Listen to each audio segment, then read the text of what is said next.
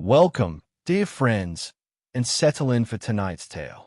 Imagine a quiet English village wrapped in soft winter snow, the glow of lanterns flickering across cobbled streets, and the air scented with mulled wine and roasted chestnuts. It's the kind of evening where one might slip into a cozy chair by the fire, teacup in hand, ready to lose themselves in a story.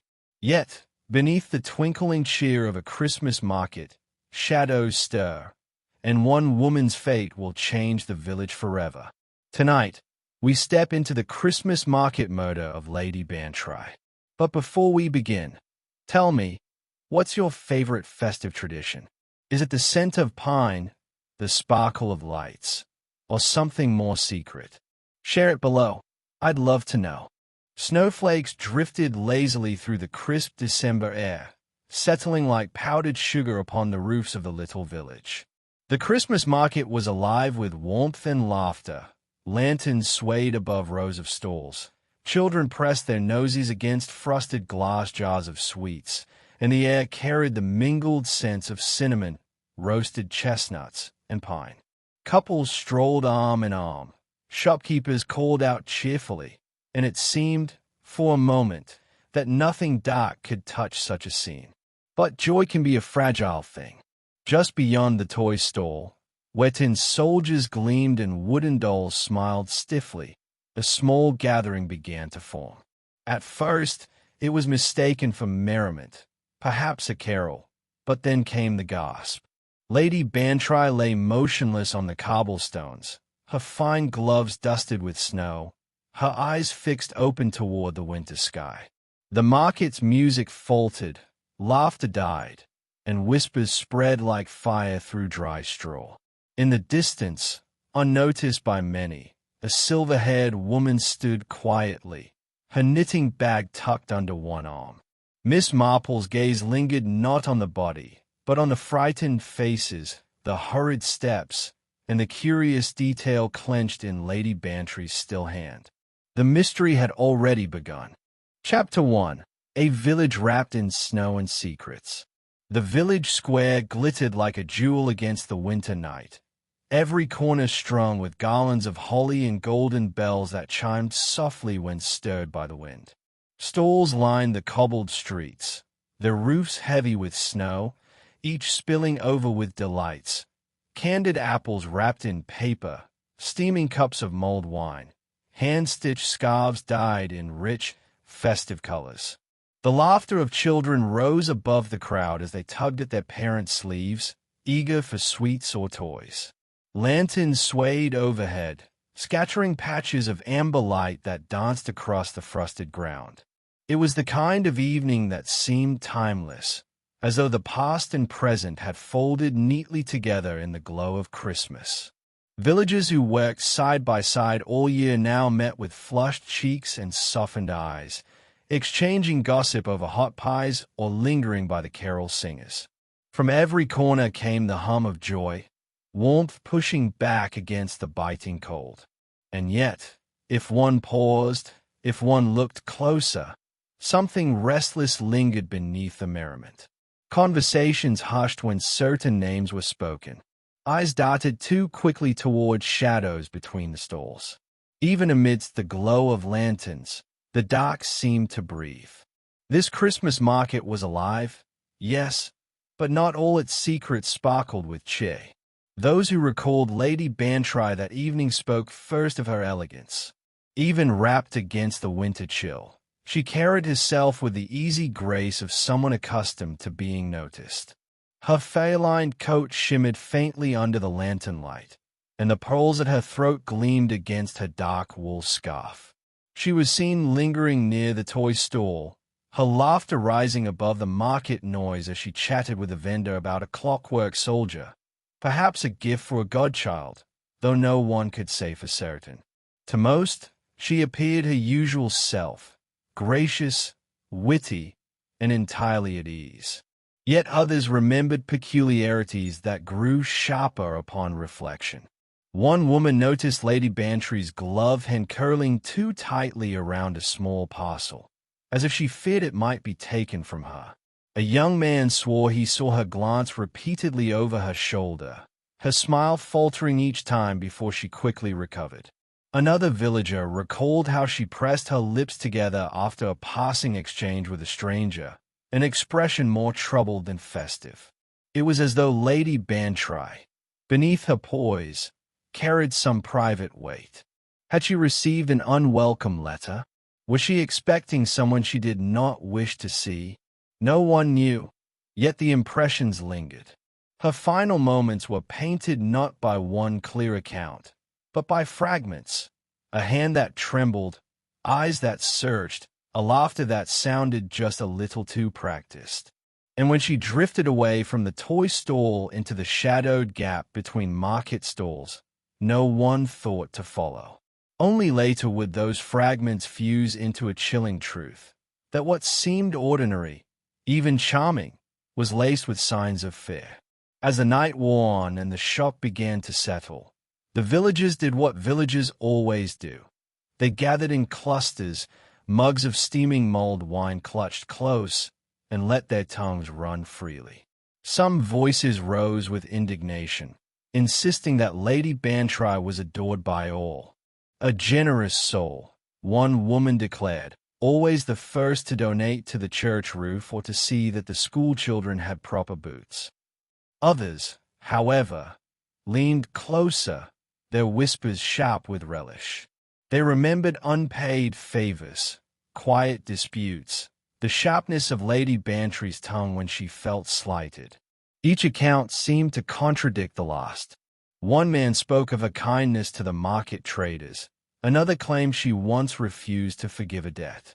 A neighbor swore she was on the cusp of reconciling with an old friend, while another hinted darkly that envy and rivalry had always followed her. Bias tinted every word, admiration shaded by resentment, fondness soured by jealousy. And there, in the corner of the inn, sat Miss Marple, her knitting needles clicking softly, her gaze seemingly fixed on the fire. She asked no direct questions, only smiled and nodded as the tales unraveled around her.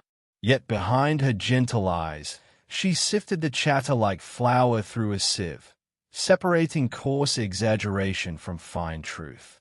For in gossip, Miss Marple knew, lay the seeds of revelation, though one must listen not to the loudest voices, but to the silences between them. Chapter 2. The Web of Suspicions. Morning brought no relief to the village square. Though the stalls reopened, their bright ribbons and painted signs now seemed muted, as though even the market itself bowed under the weight of tragedy. Miss Marple, wrapped in her sensible shawl, took her time strolling from one stall to the next, her manner as unassuming as the snowflakes drifting onto her shoulders. Few realized that each kindly nod and mild inquiry was, in truth, part of a quiet investigation. At the florist's booth, among wreaths of holly and sprigs of mistletoe, the vendor recalled a curious quarrel. She had seen Lady Bantry in hushed conversation with a gentleman, their tones sharp, though their words were lost beneath the carol singers. It was no festive chat, the florist murmured, adjusting a ribbon with trembling fingers. The baker, his apron dusted white with flour, offered a different piece of the puzzle. He spoke of murmurs among the townsfolk, resentments that Lady Bantry's generous donations often came with expectations. Charity, yes, he said, lowering his voice, but not without strings. Some felt bound to her, as if her gifts were debts that never quite disappeared. At the toy stall, where the memory of her final moments lingered, the vendor confessed unease. Lady Bantry had asked unusual questions, not about the toys themselves, but about who had purchased what and for whom. It seemed less the curiosity of a cheerful shopper and more the probing of someone hunting for truth. Each encounter left Miss Marple with another thread, small and frayed, yet unmistakably part of a larger weave. Beneath the market's cheer was a tapestry of grudges, obligations, and whispered disputes. And with each polite smile she received, She wondered how many concealed the darker truths of envy, resentment, or fear. Beneath the glow of lanterns and the scent of roasting chestnuts, whispers of old rivalries began to surface, like cracks beneath a frozen pond. To an outsider, the village appeared a picture of harmony, neighbors exchanging cheerful greetings, families gathered by glowing hearths. Yet Miss Marple knew that beneath the surface of any village lay grudges that could stretch back generations. One such quarrel was over land. A farmer, broad-shouldered and red-cheeked from the cold, muttered that Lady Bantry had once blocked a proposal to expand his fields, citing aesthetic concerns about the village boundary. She called it preserving beauty, he said bitterly, but it left me 2 acres poorer. His resentment, buried for years, glinted now like ice in his eyes. Others recalled disputes over inheritance. A cousin by marriage had long believed Lady Bantry unjustly secured a share of property that should have passed elsewhere. Though the matter was settled in legal terms, the wound remained raw in private conversation. Some families never forget such things, a villager confided, especially when the Christmas season reminds them of empty places at the table. Even the church was not spared mention. Lady Bantry's influence, it seemed, was both a blessing and a burden. Her patronage ensured new hymnals, but her stern opinions often clashed with a vicar's gentle diplomacy. As Miss Marple listened, she could not help but notice the irony. Here, beneath strings of golden lights and the sound of distant carols, motives as old as envy and pride smoldered quietly. Warm holiday cheer covered them, but not convincingly, and as snow gathered on the cobblestones, she wondered which of these rivalries, long thought dormant, had finally burned into violence. As villagers pieced together their memories of the night, a curious detail emerged. A man, unfamiliar to all, had been seen moving quietly among the stalls. Some recalled him pausing near the toy booth. Others swore he lingered by the mulled wine casks, though no one could say for certain when he arrived or when he left. In a village where every face was known by name, his presence stood out like a shadow on fresh snow. Descriptions varied, as they often do when retold through anxious lips. One insisted he was tall, with a dark coat buttoned to the throat. Another remembered only a hat pulled low, hiding his eyes. A third swore he carried a small leather case, though what it contained was never glimpsed. Was he merely a traveler, stopping for warmth and cheer before continuing on his way? Or was his visit deliberate, his steps measured, his gaze fixed on Lady Bantry? No one could decide. Yet the unease lingered. Villagers, usually quick to boast of their community's safety, now whispered to the stranger as though he were a specter. Miss Marple, listening patiently, tucked the detail away. Strangers in villages rarely came without reason. Whether guest or ghost, his presence was now a thread woven into the mystery, one that might unravel much or nothing at all. Chapter 3. Shadows Behind Frosted Windows.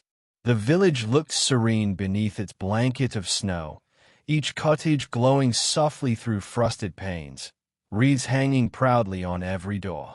Yet behind those doors, Miss Marple found conversations that were anything but serene. She was invited for tea in several homes. Such was the courtesy due to a gentle old lady, and each visit revealed more than its host intended. In the vicarage, the Reverend poured tea with a steady hand, yet his wife's laugh was pitched too high, her eyes flicking nervously toward her husband whenever Lady Bantry's name arose. Miss Marple noticed the tension, like a string pulled too tight, hidden beneath the polite talk of sermons and hymns. At the miller's cottage, a young wife prattled eagerly about mince pies and Christmas puddings, but her fingers twisted her apron until the cloth nearly tore. Her husband, meanwhile, stayed into the fire, answering questions with curt, clipped words. Something unspoken hung between them, heavy and sharp. Even in the more prosperous homes, where carpets muffled footsteps and silver gleamed on sideboards, the same pattern appeared. Smiles stretched just a little too wide. Laughter came too quickly. And when Lady Bantry's death was mentioned, silence often arrived too swiftly, as though the words themselves carried danger. Miss Marple listened gently, nodding, sipping her tea, never pressing too hard. Yet her sharp eyes caught every nervous glance, every hand that trembled as it poured cream, every hurried attempt to change the subject. In her long experience, she knew such tales were rarely signs of innocence. They were the marks of guilt, fear, or secrets best left buried. And though no one confessed a thing, the hush behind those frosted windows spoke louder than words. If the gentry offered polite silences, the servants provided whispers that filled them. In kitchens warmed by crackling hearths, over the clatter of dishes and the hiss of kettles, Miss Marple found a different kind of honesty, the sort that slips out when one believes they are speaking in confidence. A maid from the Bantry household recalled seeing her mistress step out unusually early that evening, cloaked heavily, as though not wishing to be recognized. Another servant claimed she overheard raised voices in the study the day before, Lady Bantry speaking with a gentleman whose words, though muffled, carried a sharp, angry edge. From the stable boy came mention of unfamiliar footprints near the carriage house, snow disturbed where no horse had been taken out. And the cook, broad-handed and blunt, muttered that her mistress had received a letter days earlier, delivered not by post, but slipped under the kitchen door at night. No good ever comes of secret letters, she said grimly. Each tale, small on its own, formed part of a larger pattern, movements unexplained, conversations half-heard, secrets carried in silence. While their employers smoothed over such details with charm and civility, the servants remembered. And Miss Marple, listening with quiet patience, knew that truth often clings to those who scrub the floors and tend the fires, for they see more than they are ever meant to. When Lady Bantry's body was first discovered, shock had clouded the eyes of those present. But as the initial horror ebbed, the smallest details came under scrutiny. Chief among them was the object clenched tightly in her gloved hand, a trinket no larger than a walnut, a tiny glass bauble strung with silver thread. At first glance, it appeared an ordinary ornament, the kind sold in dozens of the market stalls. The inspector dismissed it as chance, a bauble picked up in her final moments. Others thought perhaps it had fallen from the toy stall nearby. Yet Miss Marple's gaze lingered upon it with unusual interest. She had seen enough in her long life to know that the dying rarely clutch at trifles. If Lady Bantry's last act was to hold this fragile thing, then it was done with purpose. Examining it more closely, the bauble bore a curious mark, a faint scratch across its surface, deliberate rather than accidental, as though it had been scored with a sharp edge. It glittered strangely in the lantern light, catching attention as surely as if it had been chosen. To most, it was meaningless, but Miss Marple's instincts told her otherwise. Lady Bantry, clever and perceptive even in distress, had left behind a message in the only way she could. A clue disguised as something festive, overlooked precisely because it seemed so ordinary. As the village speculated wildly about motives and suspects, Miss Marple stored the image away like a piece of embroidery thread, certain it would one day complete the larger pattern. For in mysteries, as in life, the smallest details often shout the loudest, if only one cares to listen. By late afternoon, the gentle flurry that had dusted the rooftops grew into a storm.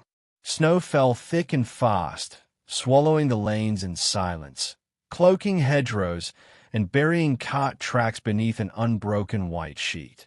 Chimneys smoked furiously as fires were stoked higher, and shutters were drawn against the bitter wind. Yet inside those homes, the storm outside was mirrored by another within. Fear and suspicion clung to the villages as heavily as the snow to the eaves. Neighbors who once lingered gladly at garden gates now shut their doors quickly, offering only the briefest of nods. Every knock seemed louder, every visitor regarded with narrowed eyes. The market, once lively with song and laughter, dwindled to near emptiness, stalls shuttered and candles blown out. Only a few braved the drifts, moving quickly, faces turned down as though avoiding each other's gaze. The village, so small and close-knit, felt suddenly like a trap, its people hemmed in not only by snow, but by the weight of unspoken suspicion. Miss Marple, walking carefully through the whitening square, noted the change. The cheer of the season had vanished, replaced by the kind of hush that falls before revelations break. The storm, she knew, would pass in time. But the tension it deepened among the villagers would not melt so easily, for both weather and secrets had a way of sealing people in. Chapter 4: Threads of Truth and Deception. When the storm finally eased, the village awoke to a landscape transformed. Snow lay heavy on rooftops and hedges, muffling every sound, and the market square seemed frozen in time. Yet Miss Marple knew that while snow concealed much, it could also preserve the faintest of traces. With quiet determination, she returned to the very place where Lady Bantry had drawn her last breath. The toy stall, now shuttered, still bore marks of disturbance. Boxes stacked differently than before suggested they had been moved in haste. Miss Marple's eyes lingered on a ribbon caught under the stall's leg, a detail so slight that others would dismiss it. Yet to her it spoke of something concealed, or perhaps retrieved, in those final moments. Then there were the footprints. Most had been blurred by the storm, but not all. In one corner of the square, just beyond where the crowd had gathered, a single set of prints led nowhere. They began near the bauble seller's stall but ended abruptly, as though the walker had vanished. Miss Marple bent, studying the depth of the impressions. The snow there was oddly churned, not by accident, but by someone deliberately retracing steps to misdirection. She noted, too, the peculiar arrangement of a lantern, tilted askew.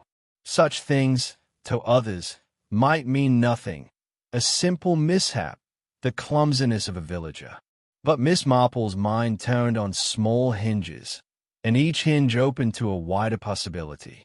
Retracing Lady Bantry's final path, from stall to shadow, she saw not merely a night of festivity turn to tragedy, but a carefully orchestrated sequence. The marketplace was no longer a scene of merriment. It was a stage where every gesture, every object, every misplaced footprint was part of the performance. And she, quietly and steadily, was learning the script. Behind the glittering lights of the Christmas market, Miss Marple sensed the darker tangle of human ambition. As she sat by the fire in the inn, listening to villagers speak freely, she began to sort through the threads of motive, each one a reason strong enough to shatter the peace of their snowy village. There was Mr. Ellison, the solicitor, whose genial manner barely concealed his bitterness. Lady Bantry's wealth, so often poured into public projects, had long eclipsed his own influence. He had spoken sharply only weeks before about her meddling generosity, which threatened to disrupt financial dealings that benefited him. Envy, in Miss Marple's experience, was a quiet but steady poison. Then came Mrs. Redfern, the vicar's wife, who had been unusually subdued since the tragedy. Whispers in the servants' quarters suggested that Lady Bantry had discovered something compromising, an indiscreet correspondence tucked away in hymnals. If exposed, such a scandal would ruin Mrs. Redfern's standing in the parish, perhaps even her marriage. Fear of disgrace was, Miss Marple knew, as powerful a motive as greed. Others, too, bore hidden resentments. A farmer spoke of boundary disputes unresolved for years, while a shopkeeper muttered about unfair competition when Lady Bantry favored another stall. Each small grievance, set against the merriment of Christmas, grew sharper, colder, more dangerous. To most, the village still seemed wrapped in festive charm. But to Miss Marple, the cheer was like a ribbon tied around a gift concealing something poisonous inside. She did not yet know which hand had delivered the fatal blow, but she was certain of one thing. Lady Bantry had not died without cause. The truth lay buried not only beneath the snow, but beneath layers of envy, pride, and fear, waiting to be unwrapped.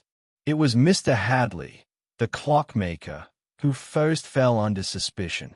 His stall had stood only a few paces from where Lady Bantry was last seen, and in the chaos after her collapse, someone claimed to have noticed her gloves dusted with a fine sprinkling of brass filings, the very sort that clung to Mr. Hadley's sleeves each evening.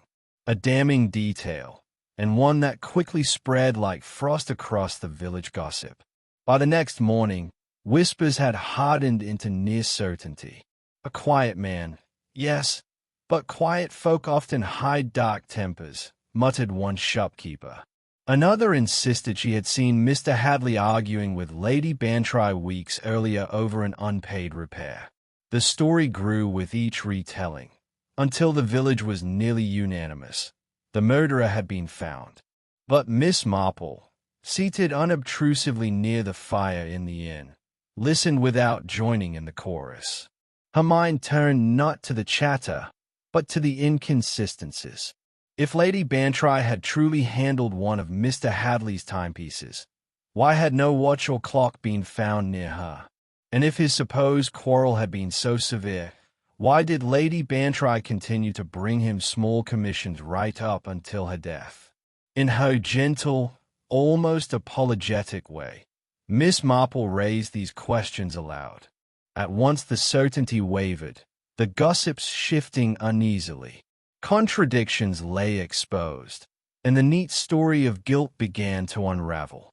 False leads, she knew, were as common in village life as in crime.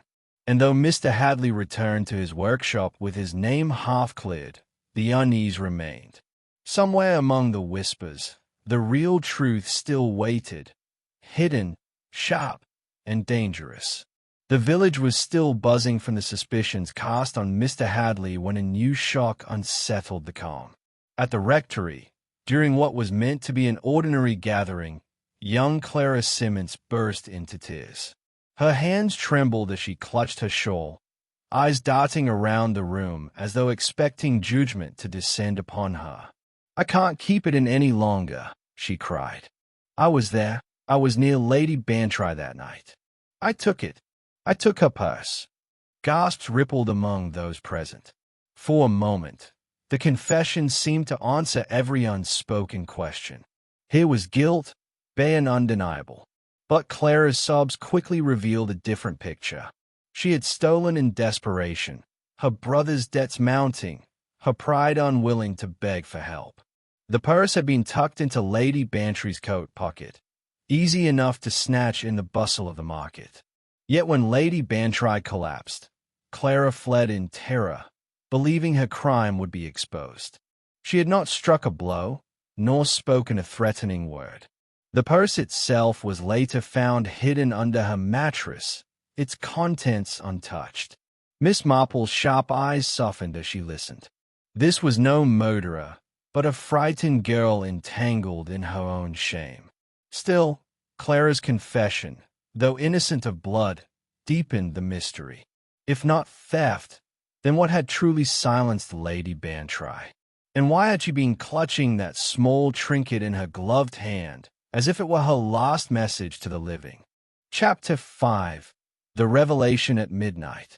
Midnight had settled heavily upon St. Mary Mead, the snow outside lying thick and silent as if the village itself were holding its breath. Inside the great hall of the vicarage, however, all was restless. The fire crackled in the hearth, casting long, flickering shadows on the faces of the assembled villagers. Some clutched mugs of mulled wine for warmth. Others sat stiffly with folded arms, suspicion and unease etched into their expressions. It was Miss Marple who had called them there. She sat in her usual place, not commanding, not dramatic, but quietly present, the knitting needles resting idly in her lap.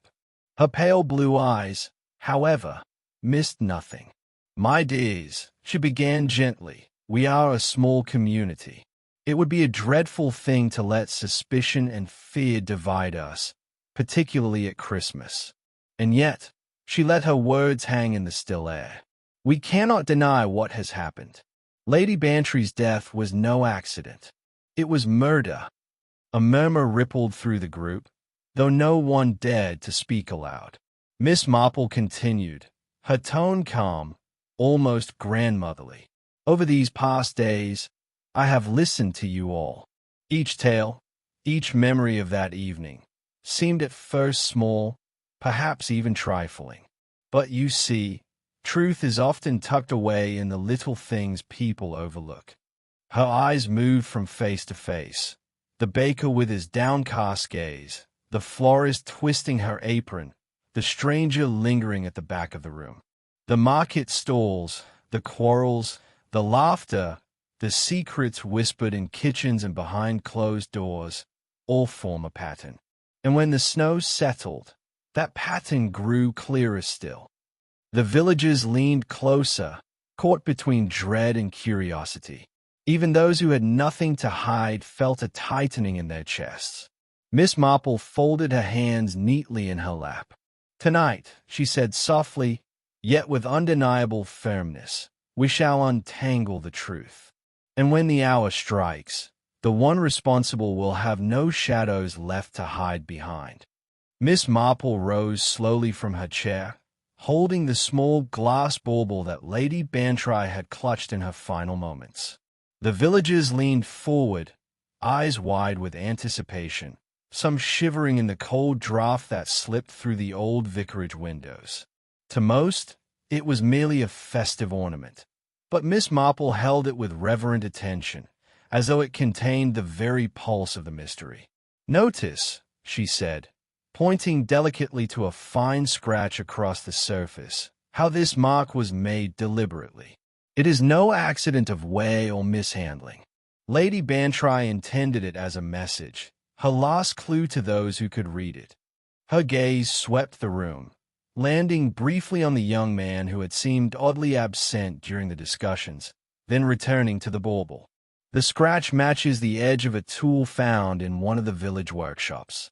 Only someone familiar with that tool, and with Lady Bantry's habits, could have anticipated that she would carry the bauble so carefully. It was meant to reveal the hand behind her death." A silence fell, thick and charged. Every villager felt the weight of her words.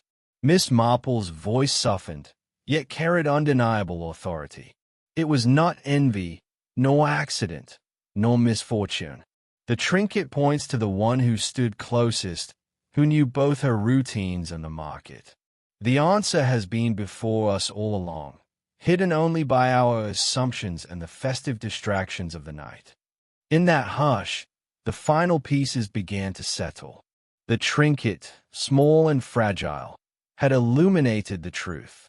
The real culprit's identity, once concealed beneath layers of suspicion, now stood exposed in the gentle glow of firelight. Miss Marple's voice was calm, yet carried the weight of unshakable certainty. "The person who acted against Lady Bantry was not motivated by mere mischief or accident," she said, lifting her eyes to meet each face in the room. "It was someone driven by pride, by envy, and by the desperate need to protect a carefully guarded secret." A nervous cough rippled through the gathered villagers. Eyes darted to one corner of the room, where a figure shrank back, face pale under the firelight. Slowly, as if forced by the inexorable logic of Miss Marple's reasoning, the culprit stepped forward. Mr. Ellison, the solicitor, whose genial exterior had long masked his simmering resentment, met her steady gaze with a mixture of fear and disbelief. He whispered, voice faltering, "It can't be true." Miss Marple's expression softened, almost maternal, yet her certainty never wavered. "The truth is often uncomfortable," "Mr. Listen," she replied quietly. "Your envy of Lady Bantry's influence, your irritation at her generosity, and your fear that she would expose your financial manipulations led you to act that night. You may have believed the chaos of the market would conceal your hand, but it could not escape the smallest of clues, the trinket, the displaced stools, the footprints retraced in snow. All pointed hay." A hush fell over the room, broken only by the crackle of the fire. The villagers stared, some in shock, some in awe, as the weight of Miss Marple's revelation settled. Pride and desperation had driven a calculated act, yet in the quiet certainty of her analysis, justice seemed inevitable. The unmasking was complete, and the village, though shaken, could finally begin to breathe, the tension of suspicion easing under the clarity of truth. By dawn, the snowstorm had softened to a gentle flurry, and the village emerged into a pale, quiet light. The market square, once frozen in fear and suspicion, now felt open and ordinary again, as if the night's tension had been swept away with the snow. Chimneys smoked steadily, and villagers stepped carefully along cleared paths, faces unmasked from worry and fatigue. In homes warmed by hearths and the soft clatter of morning routines, people reflected on the events of the past days. Conversations no longer hummed with suspicion, but with a cautious gratitude. The truth had been revealed, and with it, the corrosive weight of secrets lifted. They had learned, though perhaps too late, how quickly envy, fear, and pride could fester beneath the surface of a peaceful community. Miss Marple, seated once more with her knitting by the fire, watched quietly. The village had survived its winter ordeal, restored not only by the clearing storm but by clarity and honesty. She sipped her tea, eyes twinkling, knowing that life in St. Mary Mead would resume its gentle rhythms, but forever marked by the reminder that even in the calmest settings, the smallest details hold the power to uncover truth. Thank you, dear friends, for joining me by the fireside as we unraveled the Christmas market murder of Lady Bantry. In villages like St. Mary Mead, we see the charm of snow-dusted streets and festive cheer. Yet beneath the surface, even the smallest secrets can shape lives in unexpected ways. Tonight, we witnessed how curiosity, observation, and patience reveal the truth hidden in plain sight. I'd love to hear from you. What detail did you notice that you think was the key clue? Was it the trinket, the footprints, or perhaps one of those hushed conversations Miss Marple observed? Share your thoughts in the comments below. I always enjoy reading your insights. If you enjoyed this cozy mystery, be sure to subscribe and click the bell so you won't miss our next tale of intrigue and discovery. Pour yourself another cup of tea, stay warm, and remember, even in the quietest corners, mysteries are waiting to be uncovered.